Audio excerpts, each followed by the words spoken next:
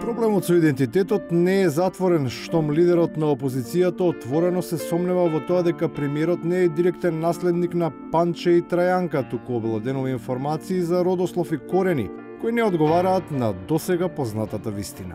Или сте некој потомок на баба Вања, или па можеби знаете нешто што јас не знам и граѓаните. Ова не е за шегување.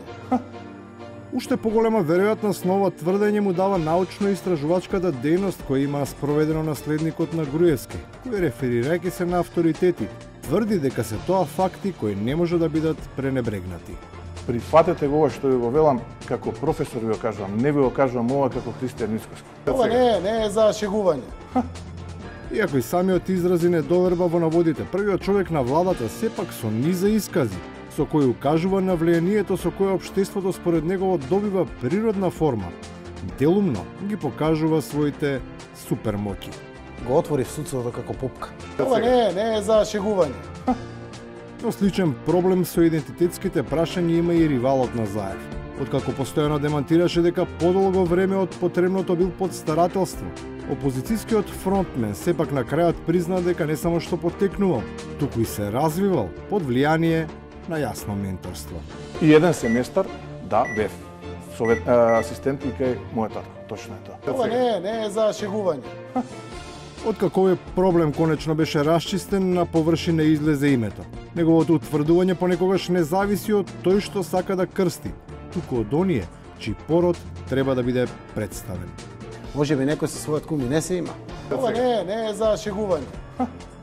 Неговата прифатливост е се поочигледна ако се земе предвид кованицата меѓу именките шепот и шумолење, која по неколкократно преповторување лесно влегува во употреба и тоа ерга омнес. Да шупотат по цели денови. Ова не е за шегување. Него шупотам по телефоните. Јас јавно го споделувам. Ја не шупотам ништо, господине Заев. Ова не е за шегување. Сепак единствена е согласноста и тоа без премолчување дека се бара географска одредница, која може да се лоцира низ искусиот диалог кој меѓу редови ги открива преговарачките позиции. Мора да имате ставови, господин Мицковски. Не може цело време кружите како киша околу Краговец.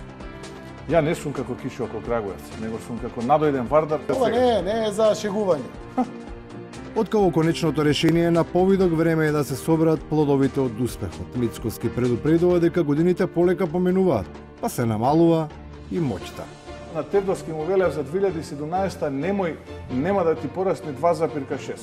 Па нема да ти порасне 1,6. Заев пак, иако се неговите 5 минути, смета дека треба да му се даде уште малку време. Ке чекам моите 30 години. Ова не е за шегување. И на крајот, за јазикот. Не само што лажете, него сушите. Тоа е сепак нашиот јазик. Очигледно е дека никој да сака нема да може да ни го смени. Ова не е за шегување. Ова не е за шегување.